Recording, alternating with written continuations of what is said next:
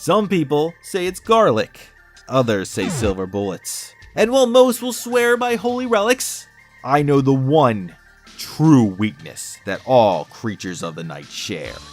The one thing that makes even those that go bump in the night tremble in fear. A good old-fashioned ass whooping.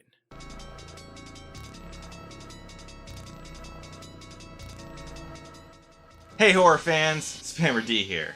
Now as gamers, we have all faced the undead.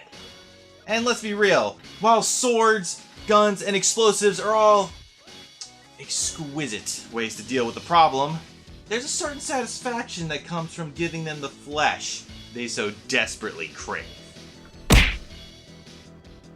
And Night Slashers does just that.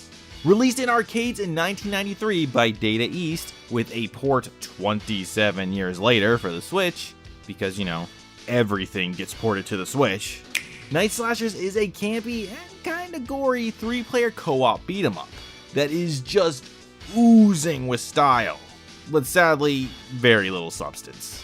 There's a reason this one doesn't come up in conversations about the greatest beat-em-ups of all time. It's very mid across the board. But let's give it its fair shake and take a closer look. Zombies, mutants, and other monsters are running amok. And that's it. That's the story. Short, sweet, and loaded with cheesy goodness. I can dig it. And thankfully, seeing as it was the 90s, I mean, just look at that hair, there's an over-the-top ragtag group of unlikely heroes at the ready to put these creatures back in their place. We've got our mighty, badass American cyborg, the power character, the classic suave European vampire hunter, our medium character, and the lovely mystical martial artist from Asia, our fast character, and my personal favorite. And put them in their place they shall, one bloody body at a time. Though let's just cut to the chase and talk about what this game really has going for it. The visuals, aka the gore. Every enemy melts into puddles of blood and entrails against your mighty fists, and it is certainly satisfying if nothing else.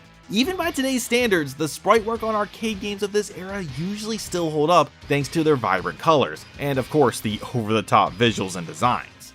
Subtlety was not their strong suit, and Night Slashers is no exception. The game still looks great with its large gory sprites and goofy animations. And if you're playing the Switch port, you also have access to different visual settings like CRT and scan lines, though I'm personally not a fan.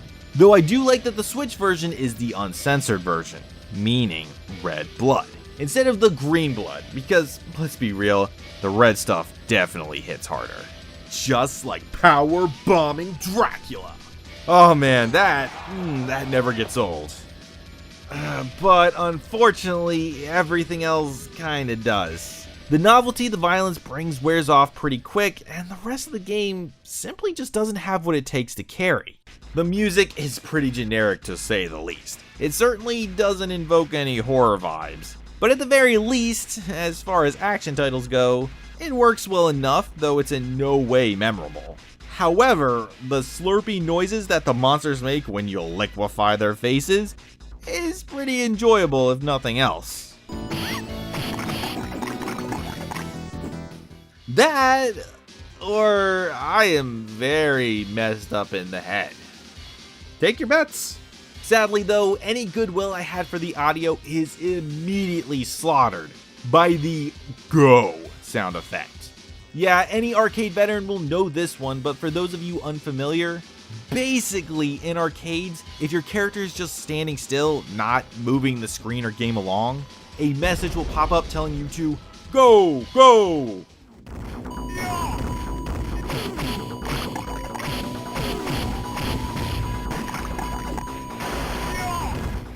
After all, how dare you walk away from the game after inserting your money? What if some kid tries to come up and play for free? The nerve of some people.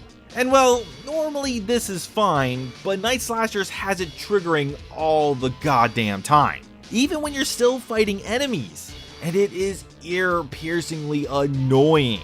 It's like the game is saying, hey you, Scroll the screen so we can spawn more enemies to take your quarters from you. Don't you dare try and eliminate them in small batches. No strategy. We need your money. Ugh, this game is indeed a quarter cruncher. Which, to be fair, is pretty common for arcade brawlers. This game will go nom nom nom all over your face. Expect to die. A lot. Of course, if you're playing on the Switch or just emulating, you'll have infinite lives. So as long as you're not bleeding out quarters, I guess it's fine, but it still feels pretty cheap. Mainly because, despite how much this game gives you to tear through your foes, you still feel ill-equipped to do so. Combat here is pretty standard for a beat 'em up. You got your basic attack combo, a throw, a run attack, and a jump kick. But this one goes a few steps beyond. For starters, the attack and jump button together uses an attack that strikes on both sides. Something you desperately need with just how much these monsters mob you. Unfortunately, it eats up a small chunk of health. Taking it up a notch, you've also got your screen clearing special, the Great Equalizer. And you've got one in the air and on the ground, though they do the same thing. But again, like the zombies, it eats up health. And I mean a lot of it. Almost half, in fact. You pretty much just need to look at every situation and ask yourself, are they gonna hurt me more than I can hurt myself? If you're flying solo, the answer is yes. So it's not looking promising. But as I said, Night Slashers offers up a bit more for our repertoire than your standard arcade brawler. Your characters also have a charge ability. A ring will appear around your character, and once it's full, your punch, jump kick, and throw will all get a boost, which leads to glorious moments like this. Plus, as you probably already guessed, the charge time takes way too long to be practical against large hordes. Plus, charging too long will leave you stunned, like in classic fighting games, so your best bet is to just use it against the bosses. Come on, there's gotta be something here that can give us an edge. I mean, what about the weapons? You really can't mess these up, right? They messed it up. They messed them up.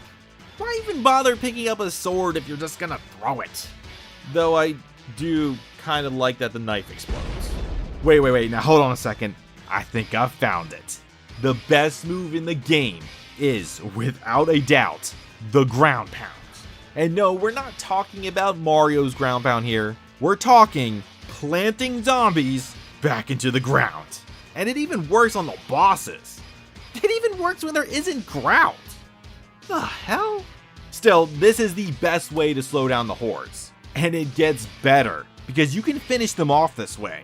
Though it is surprisingly tough to line up your attacks here. But it's still amusing as all hell.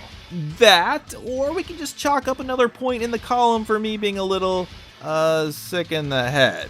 Though since one of the mini games between the stages is just head popping, like in spades, maybe the developers were too. Still though, it doesn't quite carry either. Night Slashers Combat does offer up quite a large toolkit and a variety of foes to test it on, but it still feels like it's lacking that polish that the greats like TMNT or X-Men have.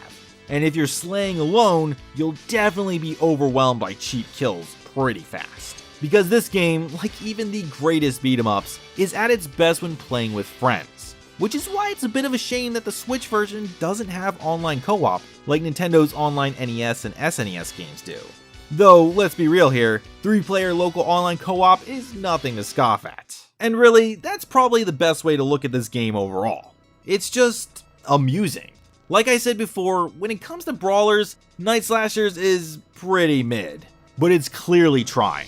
Despite its shortcomings, which there are a lot of, weak music, average combat, and cheat deaths galore, it still manages to be a fun little beat 'em up in the same ways that most brawlers of the era are. If you don't like beat 'em ups, obviously this one isn't gonna sell you, and I would never recommend it if you're playing alone. But if you can grab some friends and just turn off your brains, and maybe soak in a bit of that campy 90s cheese, then laying waste to the zombie horde can certainly be a good time. And if you aren't afraid of a little bit of bloodshed, then the awesome gory graphics really help to sweeten the deal. Still though, at only 30 minutes long and limited replayability, at $8, it's kind of a tough sell. Night Slashers only comes recommended for hardcore brawler fans only, and those who really love the gory aesthetic. Happy Halloween, everyone.